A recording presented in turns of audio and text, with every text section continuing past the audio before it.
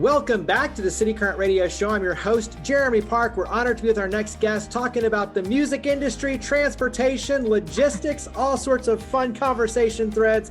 We're here with Sharon Kendrew. She's the president and COO of High Road Incorporated. And Sharon, how are you doing? I'm doing great. My goodness, look at that energy you have. Wow, awesome. This is the fun part, and you can't talk about music and trade shows and all sorts of fun things and marketing without having some fun. But give us a little backstory for High Road Incorporated on your end in terms of founding the organization, and give us some history there. Yeah, sure. Okay, so I had been in the transportation industry for many years, and had been with an organization that had a franchise. Wound up branching out from there. And starting High Road. I'm originally from New York, then Boston, and then landed in Nashville because it's Nashville. And so we started off in Nashville in 2016. Already had a book of business in the general freight and trade show industry. But really, everybody that I talked to, as we were starting to get to know the music industry, said, you really need to be in Nashville. So we landed in Nashville and just really grew the music industry side of it, which became my baby. I mean, we do a lot of other parts, but when you want to get me excited, talk to me about the music industry. So let's talk about the music industry. So when you talk about good idea, thanks for asking. When you talk about the transportation in the music industry, I think you go to a show and you see it, but you don't realize all the moving parts, especially with tours and these are businesses that are on the road. And so there is a lot that goes into the logistics. So go ahead and start unpacking. When you talk about the music industry and your work within that, how do you describe the work you do and kind of paint the picture for us? So really, to make it super basic, what we do is we do freight transportation. So we do logistics, we do trucking, we do warehousing.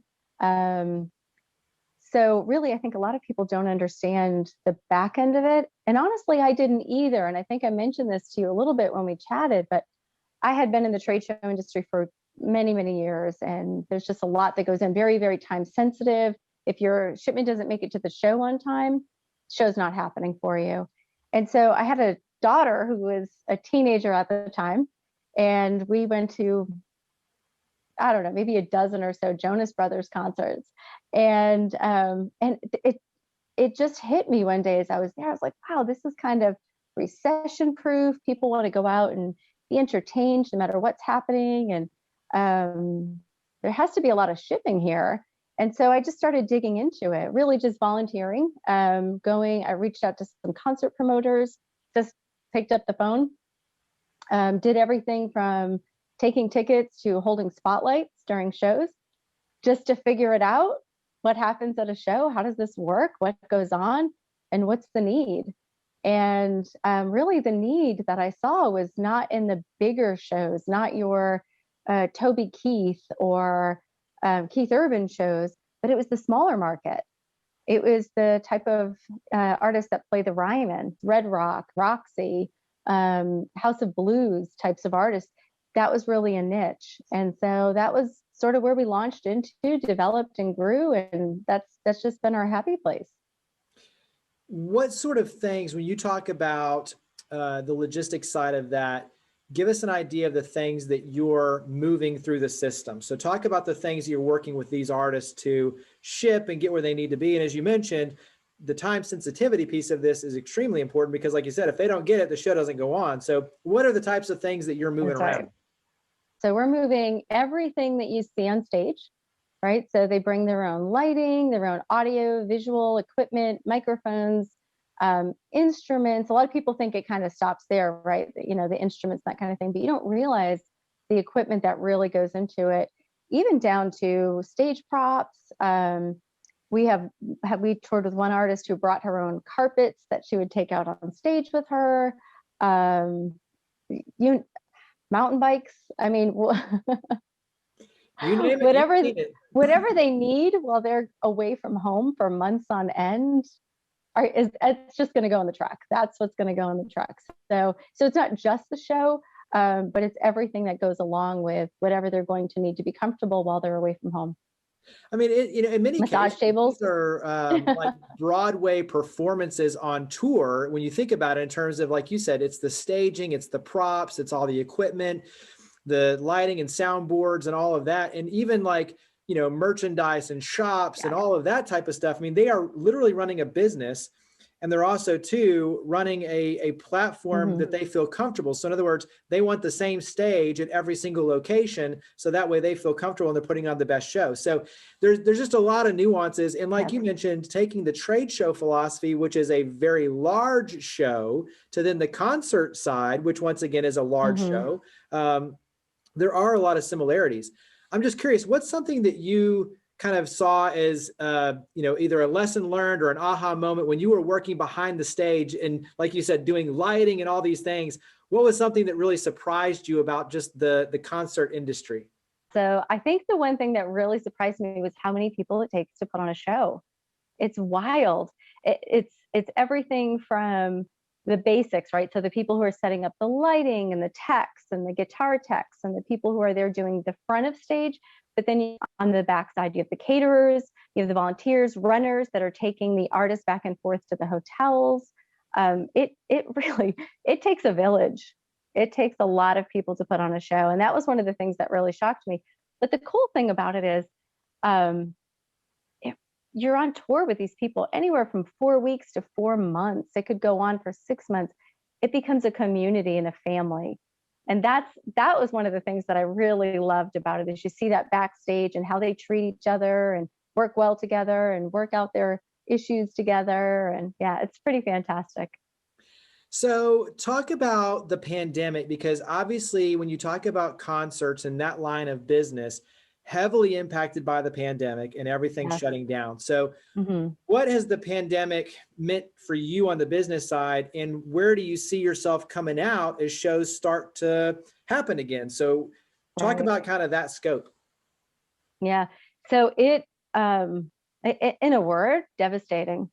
It was really devastating. We hung on as a small company, um, but it was truly, it was the grace of God, and it was our faithful clients that we had in our other location that kept us going. The general freight, the commodity shipments, the storage and warehousing that we continued to have, but the music industry shut down, and so trade show as well. So we had two major revenue streams that just killed our business. Unfortunately, we had to have some layoffs, restructure quite a bit, or using the other P word, pivot. We had to pivot a bit. We had some of our clients who did not music industry so much, but some of the ones that did trade shows had to pivot a little bit and do some different things that we still were able to ship and help them out with.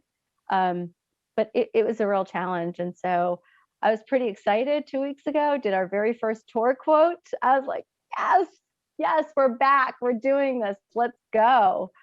So that was pretty exciting to get that. And we're starting to see the trend happening. The tours are kicking back up with summer festivals. What's something that you've learned during this pandemic? And obviously, pivots and things like you mentioned have become buzzwords, but what's something that you think during the pandemic was either a mindset shift, a business shift, something that ultimately is going to put you in a stronger position as we exit out of the pandemic? Yeah. Well, the first thing was prayer. Prayer was really big during the pandemic. The second thing I would have to say is less is more. We really learned to scale. And I think in the normal frame of business, right, especially a young business, we were like, oh, we need this and we need that and we need this software and we need to purchase this, and we were really able to scale way back, not just in terms of headcount, but also in terms of some of the things we needed, the space that we needed, the requirements that we had, the software, what could we get rid of, what was just superfluous and not really necessary. I think that was one of the biggest things that we learned. And I think probably a lesson that so many have learned. I mean, look, home office, right? We still have a facility here in Franklin, and we still have a facility up in Boston. But I think, like with a lot of other people, we really learned that we could spread out and be just as effective working from home offices. What are some of the trends that have your attention? And I'm thinking, there's so many things that are going on that probably have an effect in your industry. Obviously, gas prices, transportation. When you look at even you know, the mindset that everyone wants it right now, but yet how that's creating a lot of really kind of backlogs in the transportation and logistics industry overall, with like companies like Amazon and FedEx and some of those. And so those are real pain points for them to figure out the distribution flow and that process to be able to meet the demands that continue to increase. I think those are just some of the trends that I see just kind of as an outlier, but what are the ones that have your attention? Yeah, so that's a really good, valid point. And, you know, a much longer conversation that we could have. People did start to think they want this immediacy, and they also want it free, by the way. They don't want to pay for shipping, right? Thank you, Amazon. And so you have that part of it, and then people started to see that, you know, your shipments were taking longer, you weren't getting your immediate shipments, everything wasn't showing up. PPE was taking up a lot of shipping and capacity. So that's that side of it. But the other side of it that I see, and I'll speak specifically for the music industry, but also even on the administrative side, people have moved on, and that's a problem. For us, when we're ready for that next tour, we have to go back out and find and hire the staff that's going to coordinate, the truck drivers that are going to do it. We need to reallocate, and we need to find the right resources. Really, it becomes down to the people. We have some phenomenal drivers that have been with us for years. They're really the backbone of what we do. And so we're really hopeful that they're going to be ready. But there's still that fear, right? That as we come out of the pandemic and we go back into the music industry and we go back into touring and concerts, is it going to hit again? So is somebody willing to give up their good paying job, whether it's at Home Depot or they have found another organization that ships Amazon? Are they going to give up their good paying steady job to come back into the job that they love, knowing that it may be temporary? They're not really sure. So there's a lot of hesitation there. I think that's probably the biggest trend and the biggest thing that we're really keeping our eye on right now. Yeah, that makes perfect sense. Yeah. What for you as a woman-owned business, what does that mean? Because I look at, you know, the music industry, trade shows, very male-dominated fields traditionally. Yeah. So what does that mean to you to be a woman-owned business? That's a really interesting question. And it's interesting because I don't think about it. It's just not something I think about. I just happen to be a female, and I just happen to work with men, and it's fine. I mean, it really isn't something that I think about.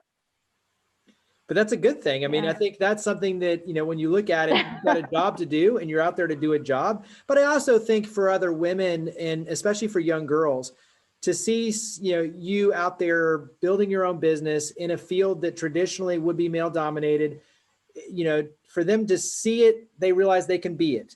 And so, you know, whether you realize it or not, breaking some of the glass ceilings becomes a really kind of cool piece of this, especially in an industry that is really exciting for young girls. I mean, when you talk about the music industry and the trade show and, you know, those sort of industries that have a level of excitement and fun and career trajectory, it's really cool just to see that you're building your career and building this business focused in on that as a passion. And so even when you look at going back, like you said, of just your family being able to go, you know, and experience concerts together and now make that a part of the business is really cool. So what are some ways that we can help? So, I mean, obviously just knowing about your business and what you do, that's one piece of it. So awareness, but how can we help? Yeah. Okay. So I just want to make one quick comment too about what you just said. I do have two daughters, and one of them is in the music industry. And, you know, we sort of follow that trajectory together. She wound up going to Belmont and music business. So in that regard, it is wonderful to see more women coming up and coming into the business side of the music industry. But the other thing is, I have to say, you really want to help, go buy concert tickets. Let's go, like, go to a live show, do it, just support it. Tell the artist that you want to see them, go on social media and get your concert tickets, because when the concert tickets are being sold, more shows are going to be added.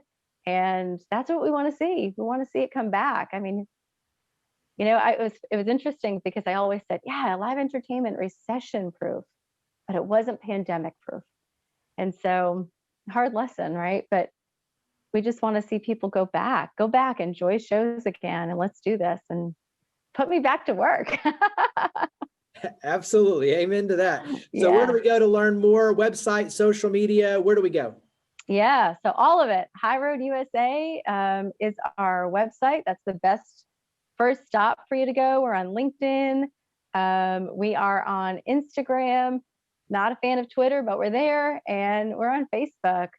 So I would just say, go to our website first, check it out. There's some cool stuff that goes on there, some white papers and things you can download to learn about the industry and music and stuff. So highroadusa.com is the best place to go.